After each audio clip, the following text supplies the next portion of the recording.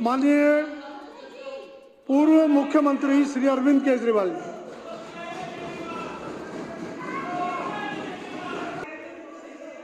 आदरणीय अध्यक्ष महोदय, आज पंजाब में एक घटना घटी, एक बहुत बड़ा हादसा होने से बच गया।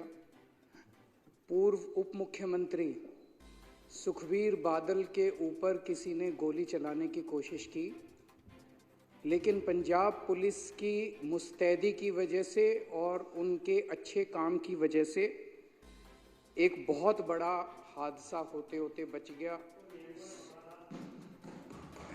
सुखबीर बादल सुरक्षित हैं। मैं इस घटना की कड़े से कड़े शब्दों में निंदा करता हूं, लेकिन एक बात साफ है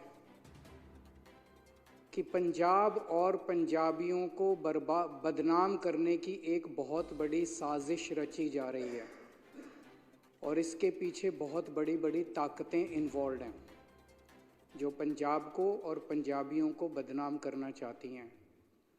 आज जिस तरह से पंजाब पुलिस ने न केवल इस घटना को रोका पर एक मिसाल पेश की है पूरे देश के सामने कि किस तरह से कानून व्यवस्था को मुस्तैदी से बरकरार रखा जा सकता है। मैं पंजाब पुलिस की बहुत तारीफ करता हूं कि उन्होंने इस स्थिति को काबू किया। और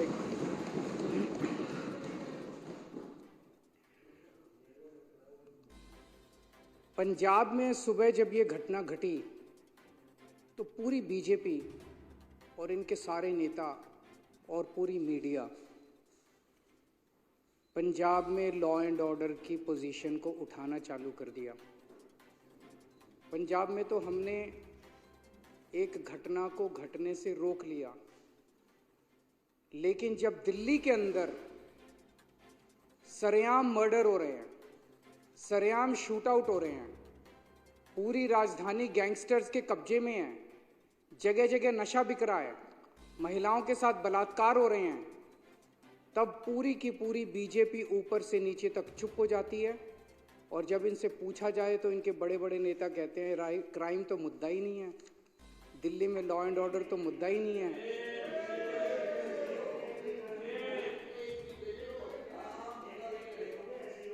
दिल्ली में खुलेआम लोगों के मर्डर हो रहे हैं और बीजेपी कहती है कि क्राइम मुद्दा ही नहीं है।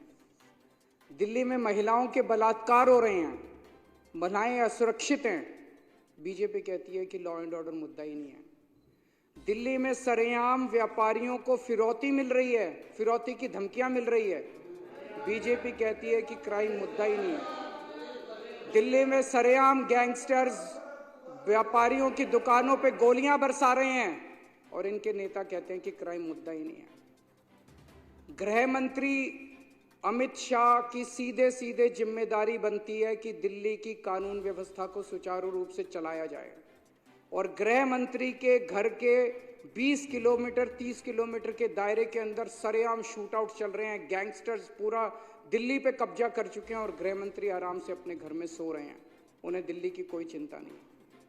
मैं पूछना चाहता हूं, क्या इस देश के अंदर एक वीआईपी की सुरक्षा और एक आम आदमी की सुरक्षा के अलग अलग पैमाने होने चाहिए?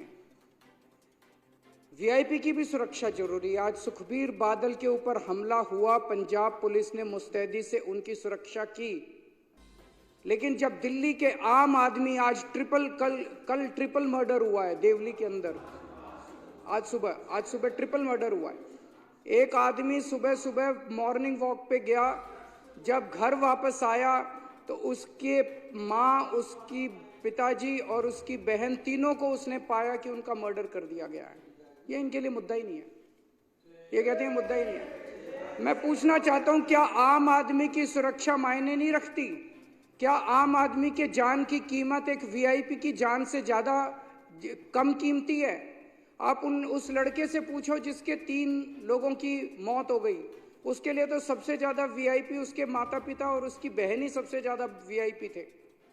तो मैं इनको बीजेपी वालों को कहना चाहता हूं, तुम मेरे जितने मर्जी एमएलएज को गिरफ्तार कर लो, जितने मर्जी मेरे ऊपर लिक्विड गिरवा लो, जितने मर्जी मेरे ऊपर हमले कर लो, मैं तो दिल्ली के आम लोगों की सुरक्षा का मुद्दा उठाता रहूंगा जब तक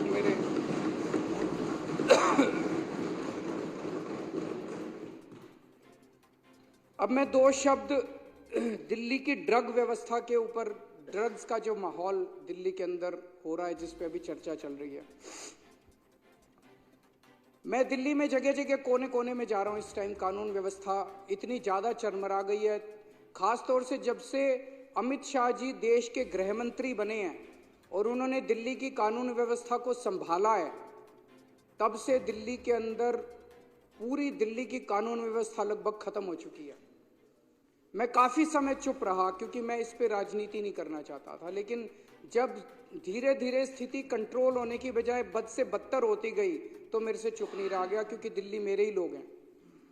पिछले कई दिनों से जब से मैं दिल्ली के कोने कोने में जा रहा हूं, जहां भी कोई कत्ल होता है, जहां भी कोई वारदात होती है, मैं जाता हूं, लोगों से मिलता हूं। जहां जाता हूं लोग कहते हैं जी नशे की बात, कोने कोने में नशा बिक रहा है। मैं परसों माननीय मुख्यमंत्री जी कालका जी की, इनकी विधानसभा कालका जी है, कालका जी के क्षेत्र में गया, वहां पे पदयात्रा होनी थी। मैं पदयात्रा कर रहा था, लोग मेरे कान में आके बोल रहे थे, लोगों को डर लगता है बात करते हुए भी, लोग मेरे कान, सर नशे की बात भी उठाओ सर हर दुकान के अंदर नशा बिक रहा है सर, हर दुकान में नशा बिक रहा है, किराने की दुकान में नशा बिक रहा है, पान वाले की दुकान में नशा बिक रहा है, पनवारी की दुकान में नशा बिक रहा है।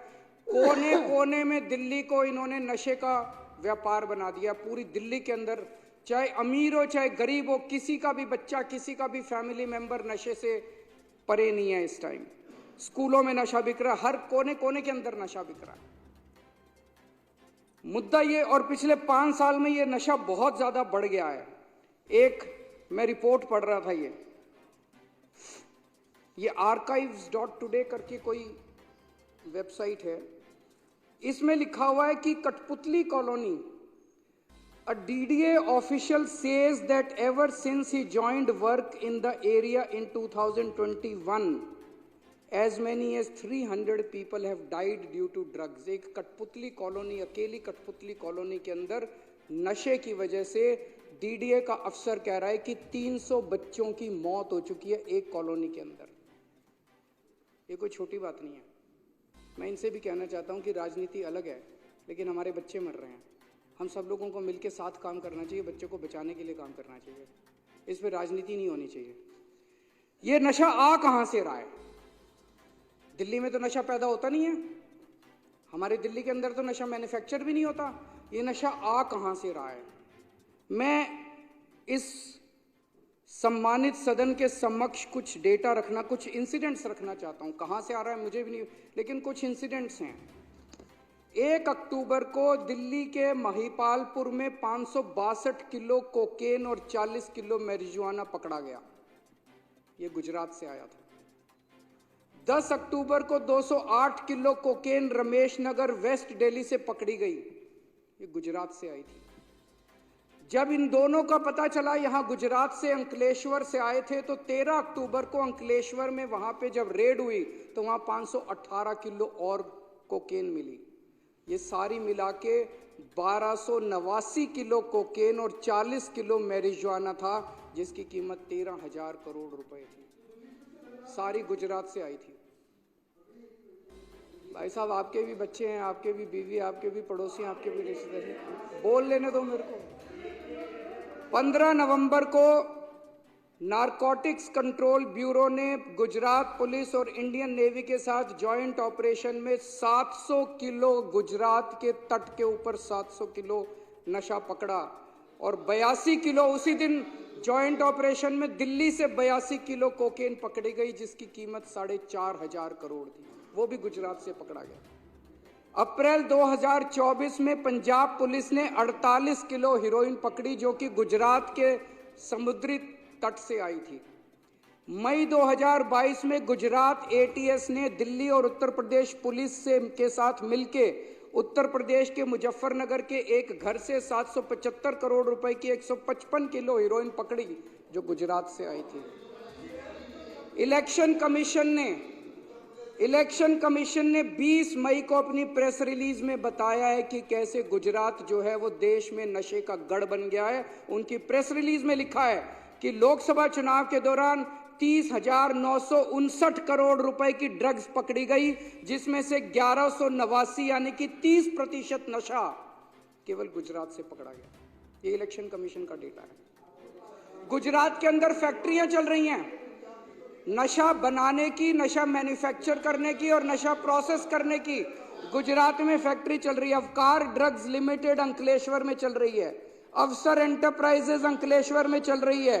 सेखा गांव भरूच डिस्ट्रिक्ट में एक केमिकल फैक्ट्री चल रही है जहां पे मैन्युफैक्चरिंग होती है। सावली तालुका वडोदरा के अंदर एक अंडर कंस्ट्रक्शन फैसिलिटी है जहां पे नशे का मैन्युफैक्चर होता है। खुलेआम फैक्ट्रियां चल रही हैं गुजरात के अंदर जहां पे, और ये नशा आता कहां से है? रॉ मटेरियल कहां से आता है? रॉ मटेरियल आता है समुद्र के रास्ते। गुजरात का जो पोर्ट्स है, मुंद्रा पोर्ट खासकर, सितंबर 2021 में 3000 किलो हीरोइन पकड़ी गई मुंद्रा समुद्री पोर्ट से। मुंद्रा पोर्ट से 21,000 करोड़ रुपए की, जो भारत के इतिहास में सबसे बड़ी रिकवरी थी। 21,000 करोड़ रुपए की 3,000 टन। और उन्हीं दिनों अखबारों में छपा कि 3 महीने पहले जून के महीने में 2021 में 24,000 किलो हीरोइन 70,000 करोड़ रुपए की बिना पकड़े निकल गई थी देश के अंदर, उसी तट से। यह अखबारों के अंदर छपा था।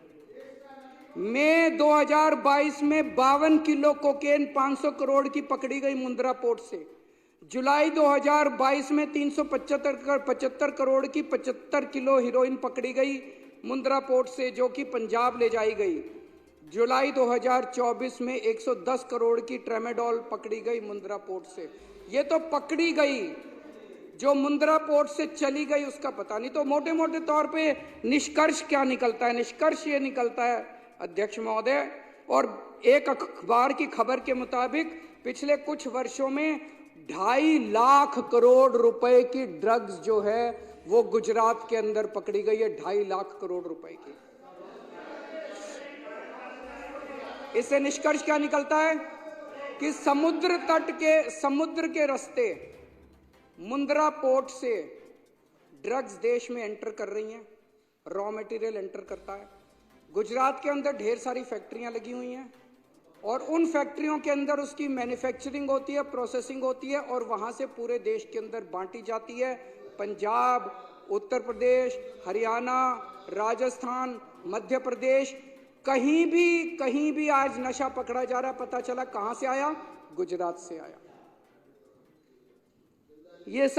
ये वायर मैगजीन की एक रिपोर्ट है जिसने मुंद्रा पोर्ट कौन कंट्रोल करता है? इनके दोस्त अडानी कंट्रोल करते हैं। उनके अच्छा महावर जी, अच्छी बात नहीं है ये महावर जी, अब ये ठीक नहीं है प्लीज। ये वायर मैगजीन की रिपोर्ट है जो कहती है कि जब अडानी ग्रुप से ये प्रश्न पूछे गए उनके पास इसका कोई जवाब नहीं था। ये प्रश्न खड़े करता है। मैं किसी पे दोषारोपण नहीं करता, लेकिन हम देश के नागरिक हैं, आजाद नागरिक हैं। हमारे बच्चों का भविष्य का सवाल है। पूरे देश के एक पूरी पीढ़ी खराब हो जाएगी। पूरे देश को नशे के अंदर झोंका जा रहा है और ये बहुत बड़ा षड्यंत्र चल रहा है। तो प्रश्न तो उठता है, इस देश के अंदर नशा कंट्रोल करने की जिम्मेदारी एक व्यक्ति के ऊपर है, गृह मंत्री अमित शाह। अमित शाह की जिम्मेदारी है कि पूरे देश के अंदर नशा कंट्रोल करें। उनकी आंखों के नीचे, उनकी निगरानी के नीचे पूरे देश में नशा बट रहा है और गुजरात से नशा आ रहा है। नंबर 1। नंबर 2, गुजरात उनका होम स्टेट है। उनका होम स्टेट आज गुजरात गढ़ बन गया है नशे का। और मैं गुजरातियों के लिए भी मेरे मन में सहानुभूति है, क्योंकि गुजरात से जो नशा निकल रहा है वो गुजरात के अंदर भी पूरी तरह, गुजरात के बच्चे, गुजरात के युवा भी नशे के अंदर धकेले जा रहे हैं। तीसरी चीज, जिस पोर्ट से नशा आ रहा है हम सब जानते हैं, वो अमित शाह जी के दोस्त हैं। अमित शाह जी का होम स्टेट, अमित शाह जी की निगरानी और अमित शाह जी का दोस्त जिस पोर्ट के जरिए आ रहा है, इतने बड़े स्तर के ऊपर नशा क्या बिना सरकारी संरक्षण या बिना सरकारी लापरवाही के हो सकता है? नहीं हो सकता। तो लोग ये प्रश्न कर रहे हैं कि क्या इसमें सरकारी मिलीभगत भी हो रही है पूरे देश के अंदर जो नशा बिक रहा है? और अगर सरकारी मिलीभगत है तो वो केवल नीचे के लेवल की है या टॉप तक मिलीभगत है? हमारी पूरी पीढ़ी का सवाल है। दिल्ली के ये सारी रिसर्च मैंने क्यों की है, सारी रिसर्च क्यों, क्योंकि पिछले दिनों में जहां जा रहा हूं, कल शालीमार बाग की झुग्गियों के अंदर गया, इनसे पूछिए, जिससे मैं बात करूं वही कहे सर यहाँ नशा बहुत बिक रहा है, सर यहाँ नशा बहुत बिक रहा है।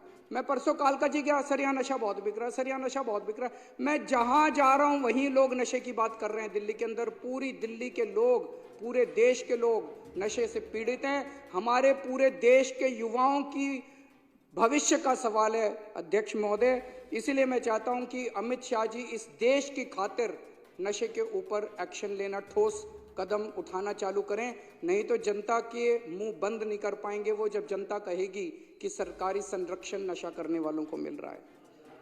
तीसरी बात मैं ये उठाना चाहता हूं जो जरूरी है, वो है बिजली की। अध्यक्ष महोदय, अभी पिछले दिनों जब मैंने सुना कि अमेरिका के जस्टिस डिपार्टमेंट ने अडानी ग्रुप के ऊपर आरोप लगाए हैं, और जो मैंने मोटा मोटा पढ़ा कि अडानी ग्रुप 12,000 मेगावाट की सोलर एनर्जी बनाने की उन्होंने फैक्ट्री लगा ली कि सोलर एनर्जी बनाएंगे, लेकिन वो बिजली इतनी महंगी दे रहे थे, इतनी महंगी दे रहे थे कि कोई भी राज्य सरकार खरीदने को तैयार नहीं थी। तो अडानी ग्रुप ने बहुत महंगी बिजली जो है वो रिश्वत देके केंद्र सरकार के अफसरों को रिश्वत दी, राज्य सरकार के अफसरों को रिश्वत दी, और वो महंगी बिजली उन्होंने कई राज्य सरकारों को बेची। मेरे को बताया गया कि गुजरात के अंदर अडानी ग्रुप ने 2021 में गुजरात में ₹2.83 यूनिट बिजली थी। एक साल में 2021 में ₹2.83 यूनिट बिजली थी अडानी देता था। 2022 में ये बढ़ा के ₹8.83 कर दी, 4 गुना बिजली के रेट कर दिए मात्र एक साल में, क्योंकि बीजेपी की सरकार है, बीजेपी इनके साथ मिली हुई है। आज इस सदन के अंदर मैं पूरी जिम्मेदारी के साथ बताना चाहता हूं, खुलासा करना चाहता हूं कि मेरे ऊपर जब मैं मुख्यमंत्री था, मेरे पर प्रेशर डाला गया कि दिल्ली की बिजली कंपनियों को अडानी को सौंप दो। अगर आज मैंने दिल्ली की बिजली कंपनियों को अडानी को सौंप दिया होता, मैं दिल्ली के लोगों को कहना चाहता हूं कि आप बिजली खपत करने लायक नहीं बचते। दिल्ली में बिजली इतनी महंगी हो जाती, इतनी महंगी हो जाती कि ना दिल्ली सरकार सब्सिडी दे पाती और ना आप अपनी कमाई से दिल्ली की बिजली का अपना बिल भर पाते। जब मैंने बंद कर दी, मैंने मना कर दिया कि मैं अडानी ग्रुप को नहीं सौंपूंगा बिजली कंपनियां। आज मैं सोच रहा था, ये खुलासा होने के बाद, कहीं यही तो कारण नहीं था जिस वजह से मुझे जेल डाला गया कि वो नाराज हो गए। मैं आज बीजेपी वालों को चैलेंज करके बोलता हूं, चुनाव के पहले तुम ऐलान कर दो कि अगर तुम्हारी सरकार बनती है तुम अडानी को दिल्ली की बिजली कंपनियां नहीं दोगे। जैसे ही दिल्ली में सरकार, अगर गलती से इनकी सरकार बन गई, अगर दिल्ली के अंदर लोगों ने बीजेपी को वोट दे दिया, सबसे पहली कैबिनेट मीटिंग के अंदर ये दिल्ली की बिजली कंपनियों को अडानी को सौंप देंगे और दिल्ली में लोगों को बिजली इस्तेमाल करनी मुश्किल हो जाएगी। लोगों की पूरी तनख्वाह बिजली का बिल भरने में निकल जाएगी। माननीय अध्यक्ष महोदय, और आखिर में मैं इनका बहुत बड़ा पर्दाफाश करने जा रहा हूं, 2 दिन रुक जाओ। इन लोगों ने लार्ज स्केल के ऊपर वोट काटने का षड्यंत्र शुरू कर दिया है दिल्ली के अंदर। मेरे पास सबूत आ गए, मेरे पास गवाह आ गए। तुम्हारी पोल खोलूंगा, पूरे देश के सामने पोल खोलूंगा और पूरे देश को बताऊंगा कि कैसे तुम महाराष्ट्र चुनाव जीते, कैसे तुम हरियाणा चुनाव जीते और किस तरह से तुम चुनाव जीतते हो। ईमानदारी से चुनाव नहीं जीतते तुम लोग। मैं ये जो नशे के खिलाफ प्रस्ताव सदन में रखा गया, इसका समर्थन करता हूं। ABL 24 न्यूज, सच दिखेगा। ABL 24 न्यूज को सब्सक्राइब करें, ताजा खबरों के लिए बेल आइकन को दबाएं।